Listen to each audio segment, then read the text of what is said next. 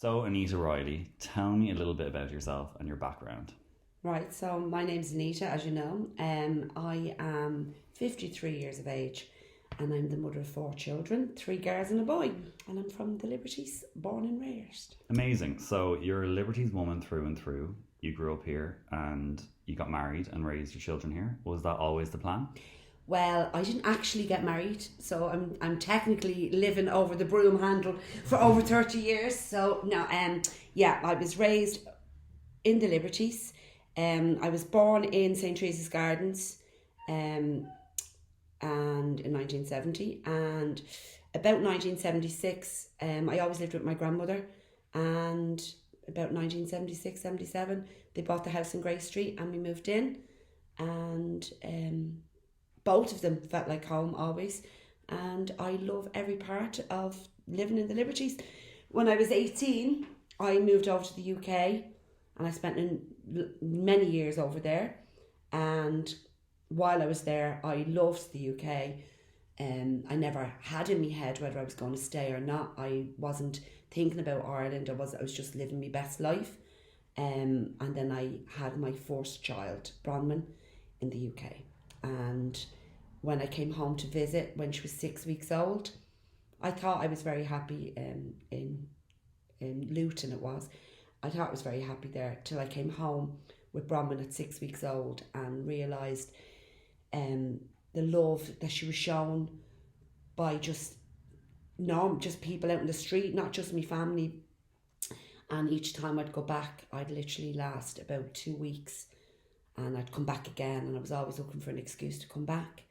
I felt like I needed my child to be here. I hadn't thought about it while I was pregnant, that my intention was not to come home, but when I did come home I realised the difference of people's reaction.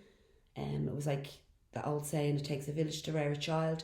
I felt that she was going to be loved and protected here more so than in the UK. So I never actually made a decision. I just was looking for excuses to stay here longer.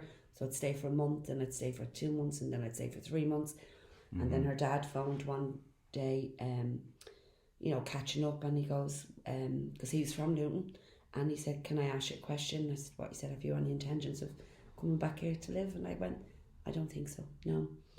So he came over, and that's it. So you met your partner in Luton? In Luton. And that's where it all began? And that's where it all began. And that was over 30 years ago. Wow. Well, as the word goes, everyone from the Liberties is quite passionate about their affiliation with the inner city Dublin area. Am I right in saying that? You are 100% right in that. Now, there is... so growing up, the word the Liberties wasn't used. It was just the inner city, inner city, inner city, which is actually not a negative word. But when it was tagged to a lot of negative stuff, the inner city word became like something to be ashamed of. I personally was never ashamed of where I came from. I always was surrounded by really positive people, especially women, really strong women in the area. I never had, even our church, and I'm not religious, but even our local church was always a positive impact around here. With Brother Patrick's Girls Club, he was one of the first, and the girls are still going strong from that, and they all meet up and visit Brother Patrick now. All strong, wonderful women that have done very well in their lives. Brother Bernard has always done the women's football. To be honest with you, even the worst case scenario, even people that have stuff that went wrong in their lives, there's so much, their sense of humour makes you feel accepted. Like any other community, if people feel shame about something, which happens in every house and every neighbourhood and every community, because you're surrounded by people that have had so much stuff happen publicly, when you go out in the street, it's like, oh, we're all in this together kind of atmosphere. And we criticise each other. Terrible, did you hear she did this and he did that? But if an outsider says anything, they go, well, you just become all protective of the people. Down to everything, down to Meath Street. Like, I'm so passionate about, bringing the trade back into Meath Street. I try and shop local as much as possible. So does all my family. Going back as far as my grandmother when the supermarkets first kind of popped up around, she always said, if you can't buy it in Meath Street, then you can go to the supermarket, and that was our only rule. So that's basically it. Do you know how far back your family goes living in the Liberties? Yeah, well, I do know on my mother's side. I definitely know my granddad. He was born in a tenement right facing St. Bridget's School on the Coombe, and his mother lived there. And so between Patrick Street, New Street, and the Coombe goes far back as great-great-grandparents. I definitely know that. I think we've a relative that done some type of a research, and it goes even further back. But yeah, it was definitely the Coombe, Francis Street. Even my granny was born in New Street, I think, or Bride Street, and then she lived in Francis Street, and her mother was from Bride Street as well, or something like. So it goes really far back. Yeah. And like, you know, you talk about how, you know, there's a big sense of unity and a communal spirit in the Liberties. What is your favourite thing about the Liberties? Has to be the people. The people and the atmosphere and the ability to shake negativity off. And I don't know whether it's a Dublin thing. I don't know whether it's just unique to the Liberties. But I find that no matter how miserable are, even when we're, you know, it's a miserable day or it's lashing, it's raining, you'll still have a bit of crack with somebody. Even if a death has happened at the funerals, there's a sense of we're all there for you, and we'll find something positive to say. I'd say people from another country would be, you know, in shock looking at how we handle grief. I think how we handle grief, and I don't know whether it's because, as I said, we live on top of each other, so you're kind of aware what goes on. You know? Well, I arrived here and you were outside sitting on a bench as if it was your sitting room. So you know everyone is very close in that sense. If you feel comfortable enough to sit outside and just, you know, have a cigarette, and if anyone passes you by, that you know you'll have a chat and you don't care. Yeah, well, similar to like the soap operas in like the UK, you'll see them sitting on their step. It's the same well, here. I think that's it. So basically, any photograph we have of my grandmother. So first she lived in St. Teresa's Gardens when she got married and had kids, and then I came along. So my memory of all the women in the flats was sitting outside on chairs in the summer, and in the winter standing outside chatting, and men would stand at corners playing cards and stuff. So I always remember my granny, all the houses that she went to look at, she would come and say, oh no. I remember the corporation even offered her a house in Walkinstown that had a big garden, and she was like, oh no, mister, I don't want that. She said, don't the responsibility of a garden. When she moved to Grey Street, she said, oh, this is like the flats, she said, because I can stand at my door and see people. So any photograph we have of me nana, she is sitting out at the door on a little stool with the dog. Or even my dog sits outside. And so maybe that whole like custom or tradition is just passed through. And then during lockdown was really good because people have a thing about the area being gentrified. And I'm totally on the fence because, one, I don't want the independence and the atmosphere and the uniqueness to change, but I also am open-minded enough to know that if it was left up to us from born and reared in the area, we tend to be a bit, oh, we'd love this but we do nothing about it, that you do take a blow in to come in and say, this is what I want, and they fight for it. Would you like people who are a part of the gentrification of the area to maybe kind of join the ways of living in the I'd like them to instead join the ways instead of things? us to join their ways. And I think there's a see the Liberties as well, especially these houses are originally the artisan dwellings, so there were always little artisan workers who were like little small. It was originally built by I think I know this. Don't quote me on this, but because I read a book called Round the Banks of Pimlico by Maureen Johnson many years ago, so I can't quote it too much.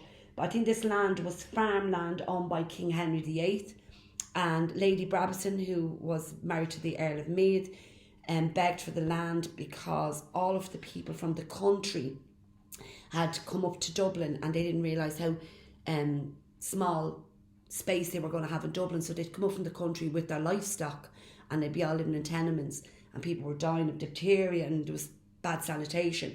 So she decided to build these houses, and I think she did something like the first person to look after the house the best gets to win it, and I think it was a Mrs. Cody number 6. So the house they're not 200 years old, but they're around that. Yeah. So something like that. And I think the pride, so people from the area would have always come out on a Saturday evening and brassed up their doors, cleaned their windows and washed outside the door. And my mum and my aunt all still do that. So people coming into the area, Airbnbs and renting, they don't follow that tradition. I'm not saying everyone has to. But what I found is when during lockdown, I put a table and 2 chairs outside with a hand sanitizer on it, because what I was noticing is a lot of the older people were going for their walk and they were missing out on, you know, sitting in the church or something to rest their legs. So I put them outside, and that kind of started this little thing, people sitting down and doing their distant chatting. And I was never lonely during lockdown. I'd stand at my door and we'd talk to someone from a distance. But a lot of guys and girls that were renting, they all started sitting outside. Yeah, well, a lot of communities came together during lockdown, so I'm sure this community being so 100%. communal. So they all made these maybe little benches so out. Yeah, they made benches out of the pallets. Now, before lockdown, we'd started like people sitting outside. So I've no garden, so I started doing birthday parties outside for the kids. You know, like if it was a nice evening, or put a table out and put some sweets. And a friend of mine, again before lockdown, has a shop, and he had a load of stuff that were near dated, and he said I can't sell them, and I just put them outside my door with a little note saying please take, and that kind of started off. People start doing things like that as well. So that I'd like to see that. I'd like to see improvements in the area, positive improvements. I don't want them getting rid of the street traders. I don't want them getting rid of the local shops. I don't want them to get rid of cash. But I'm also open to new little restaurants and coffee shops opening up, because I think it's wonderful. Yeah, maybe encourage more people to come to the place and you know, liven up the place, even though it doesn't need to be. Yeah, but would you like to find out something that pees me off? Well, I was just about to say, is there anything you loved about your hometown, the Liberties, that is no longer a thing or is slowly vanishing? Yeah, right. This sounds really silly, but it's not. If you were here, you'd understand. So there was a little bus that used to drive up Meath Street. I think it was called the Imp Bus. I don't know, many times it came a day, but it wasn't frequent, but it was like 3 times a day, 4 times a day. And it went to little parts of the Tenders and Crumlin that the other bus routes didn't go to. So it would have been a lot of older people coming up every day. And a good few years ago, they got rid of it because they said Meath Street hadn't got the capacity. It was damaging the roads, having these little buses coming up. And we all just accepted it. We might have been peed off or accepted with it. But since that's happened, on the top of my road, one of the narrowest roads that is 2-way, I don't even think it fit 1-way, cars parked on either side, that has a double-decker tourist buses coming. And I'd swear to God there's about 30 of them an hour going up to Guinness's. Yeah, your bus was taken away. And then that bus from Meath Street, which has a bigger, wider street, was taken away. Now, I didn't use the bus, so it wasn't an advantage to me. But the people living in... So what's happening now when I'm driving out of my street, they have the right of way. And although that they have the right of way, they are the only oncoming traffic that have a little nip in the road that they can turn in to let us out, and they don't.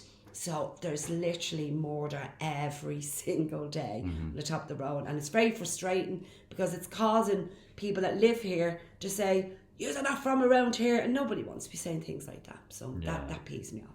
Yeah. Is there anything else that is like slowly vanishing once upon a time? Yeah, well, the cash... the big thing here. Cash is slowly disappearing. And also in the evening time, it's quite dead around. All the local pubs have disappeared as well. So the tavern is gone, the lamplighter is gone, the clock is gone, and that's just 3 of them that would have been where regulars would have gone. The Larkin is the only original of them left. Butchers are going as well. When I was a kid, I used to think it was called Meat Street because they sold meat. Now it seems to be hairdressers and beauty salons all in Meat Street. Well, like you have the likes of Mur Street, which has been ultimately destroyed. The markets are far and few in between there now. Are you afraid of that happening to the Liberties? Well, it will happen if you let it, and then see people get bullied out of it. It's like, for example, anyone coming and looking at the state of the Liberty market now, we go, no wonder people don't have stalls in there, you know. And then rental prices are so high that it's really hard for a small business to open up in the area. Mm-hmm. And then with rates and all. And also, now there's a few nice little restaurants that are popping up. I'd like to see a little bit more brightness in the evening, a bit more activity. People think when you live here you'd be peed off with noises from pubs and all. To be honest with you, it's not like that at all. It's quite peaceful. Is there any antisocial behaviour at all in the area that you're worried about, concerned about? Yeah, I'm concerned that the guards don't seem to be able to have a handle on what's going on. It's no different than 10 years ago, 20 years ago. It just seems to be more evident now because people have kind of accepted that that's the way it goes. Well, we shouldn't. So any little parks that's opened up, there's antisocial behaviour there. The kids seem to be getting that bit younger, but then again, that could be because I'm getting older. Not too much for me to handle in this particular street, but I do feel for people that are not from around here, they can get intimidated. And people of colour, I'd like to see that it's not acceptable to be able to speak about anybody referring to the colour of their skin. Well, you live in a quite diverse family. I do live in a diverse family. And so, of course, that would be quite close to your family, close to your heart. But I'd like to think that if I didn't, I'd still have the same opinion. Mm-hmm, of course, yeah. And I feel confident that I would, because my family and my friends would have the same opinion of me, and they don't have colour in their family. Yeah, you know? So, yeah.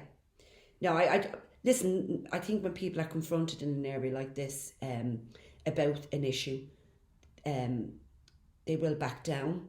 It's just unfortunately the area itself gets, there's trouble here, and I can nearly put my hand on my heart and say they're not necessarily from here. They walk through here. It's like we've the biggest, if you looked out the road, you'd say, oh my God, all the addiction, but of course it's going to be, if all the facilities are in this area, you're going to get addiction in the area. Yeah. Well, getting straight to it with Gogglebox, you've been a series regular on the show Gogglebox Ireland on Virgin Media since 2016. How did you get into it? How has that been for you? And do you feel a sense of pride representing people of the Liberties on a show broadcast nationwide? Right, so first question, how did I get into it? Right, I have a bit of a reputation for chatting and knowing everybody. I'm like the Lord Mayor nowhere. And in this street, there seems to always be people that work in that line of work. So throughout the years, they would always say, oh my God, if you'd be great in this, you'd be great in that, and blah, blah, blah. Mm-hmm. And I've been offered a few things before that I'd said no to. And I'd help out anybody if they were doing small documentaries and stuff. I'm not shy, as you can tell. So a girl that lived behind us, her name's Jane, was constantly passing my name and number on. If it wasn't for me, it was for me to get someone from casters, they'd say, or producers, they'd say, oh, Jane gave us your number, we're looking for someone that has fucking blue eyes and green hair. And I'd help them. And I got a call, I think the girl's name was Claire, and she said, Jane said you're going to say no, but you have to listen, and this is right up your street. And I said, what is it? I thought she was going to ask me to look for someone, and it was the Irish Gogglebox.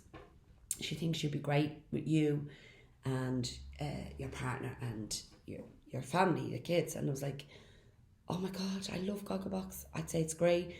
And I said, but I don't think I'd want to do it. I had visions of, first of all, myself and him don't watch the same programmes. We hate everything the same thing as each other. And I had visions of my daughter, who at the time was 18, being on TV and maybe it going the wrong way for her. Mm-hmm. And I said, no, but I said, I'll tell you what I'll do. I'll try and look for some people for you. So I posted on my social media. It was a street feast. I asked some people. And then I put forward a few people, Tracy being one of them.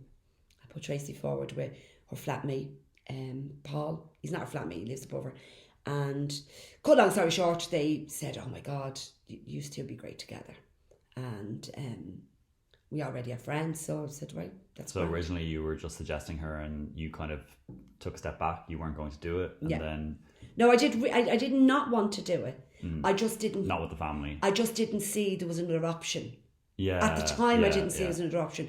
And they just want people that genuinely watch TV together. And they said, would you? And I went, yeah, of course. You know, because my son and her daughter were nearly joined at the hip. Mm-hmm. So, like, we went away together all the time and stuff. So, yeah. Do you get noticed in public much yes, from it? Okay. I actually do. At first, when you live in an area like this, you're already known. You're only as famous in this area if you won the Grotto Lotto, to be honest with you.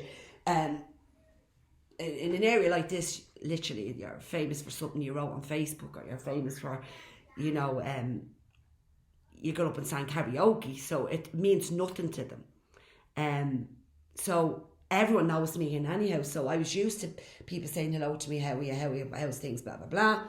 So I didn't really notice at first that I went outside.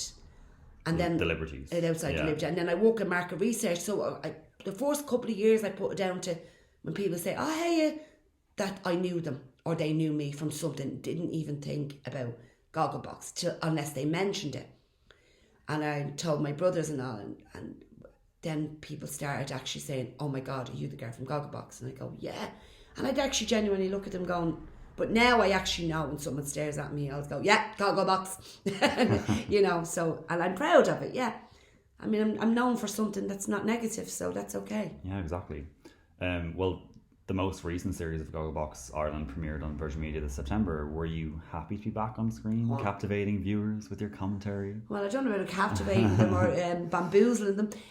Yeah, of course. Anyone that knows me usually says, oh my God, you're very quiet on the TV, and my explanation for that is I don't shut up, so they could really not leave me talking in it because they'd have to have the Anita Reilly show. So usually they get me when I've shut up for like 2 seconds and Tracy giving out to me. So it's the perfect job for you. Perfect job for me, yeah. Do you have any other plans for the future within TV or broadcasting? No, I don't. But I'm one of those people that if someone knocked at my door tomorrow and asked me to do something, it doesn't have to be TV related, I kind of say no to, I'll try anything. I can't even think of how to explain it. Well, you've worked in marketing as well, so maybe I work in market research, and I've also worked in media. I work for radio, and believe it or not, I hated it. And people just think because I'm outgoing and chatty, oh, she loves the telly, she loves this. I'm not shy, so if I like something, I'll say, yeah, I'll do it. But I don't love everything about that. If I'm comfortable with it, give me a mic, I go up and sing you a song. I do an interview for anybody. I also think what is good about it is you don't realise till you're on a TV show like this when people recognise you, and I'm talking about, you're like, I'm just thinking there's people like me that watch it, and you're seeing some barrister coming up and going, and I'm like, oh my God, you know. Yeah. But I do think for anyone local, young people, it's not a big deal getting on TV. You know, it's not. Yeah. It's not. You know, like if you were ambitious enough, it wouldn't be impossible for probably someone to use that as a platform to get onto another TV show, to go to America if you wanted to. Have you ever thought about using it as a platform? No. But not because I don't want money and I don't want to pay. It's not because of that. I'm a busy mammy, and myself and Tracy every year say, now this next year we're going to look better and we're going to do this, and I'm going to buy nice clothes and I'm going to do this. And the reality is, by the time Gogglebox come around, we're both still sitting there with our fecking bellies out and going, oh Jesus, I knew it. I should have got my hair done different. Life just takes over. So would your focus more so be raising your kids? And my focus is trying to survive every day. Okay. Yeah. My focus is never about me. And that's not me being this selfless person. That's typical of any mammy out there, you know. Very good. Well, as you've said, you've had your fair share of experience in TV, media, broadcasting, radio. You might have touched off it a bit there, but what would you say to anyone looking to get into any of that? Well, first of all, get into it for the right reasons, right? There's lots of ways to be well known. It doesn't always have to be involved around TV, or I'd rather be less known and the bit that people knew of me was a nice thing than to be criticised on. No, I'm not sensitive. Like, if I said something and I own it, I'll own it. I just think if you're thinking you're going to make millions, I think your best bet is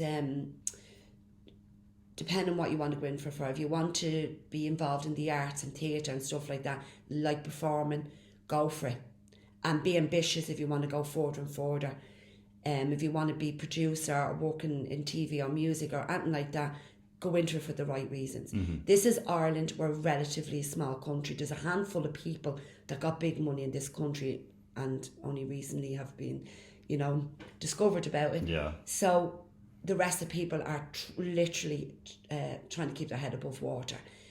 But I'm all for if anyone comes up with a small idea, all the influencers and all now, do it while you can. I'd imagine in my day, if that had been a thing, I would have been an influencer by accident. I'm one of those people that does things by accident. But when there's pressure on me now, even with Instagram and all, people say, "Oh my God," because I would have done comedy would be my thing. I like comedy, and now there's a platform there for you, and it's like, oh my God, I should be doing something with it. Well, if you were to do something for yourself, what would your dream be? I'd love to be a stand-up comedian. Okay. And do you have any passion projects or anything? I have a passion project, but it's not... I'd love to be a stand-up comedian. There's nothing stopping me, only myself. And now, I suppose, being on a reality TV show, what stopped me is the stupid pride in me had gone, now people that think I'm only doing it because I'm on the TV. You know, I want to be known for... Whereas you actually did have that interest I've beforehand. always had it. Yeah. But yeah, nothing stopped me, only myself. I also wrote a movie, so that I'm not talking too much about it because... Of course, yeah. No, but I'm telling everyone about it now that it's been recorded. I wrote a movie. I haven't a clue what I'm doing. I just know in my head what I want. And I don't know anything about what next step to make. But I wrote a movie. It's, to me, and I'm never boast about my own stuff, it's going to be amazing. Well, maybe that's what's the plan for your future. But I also want to be a lollipop woman when I retire, so I mean, I've always got a plan. Well, Anita Reilly, jack of all trades. Thank Master you so much. Master of none. I wouldn't say that. Thank you so much. Thank you, Gary.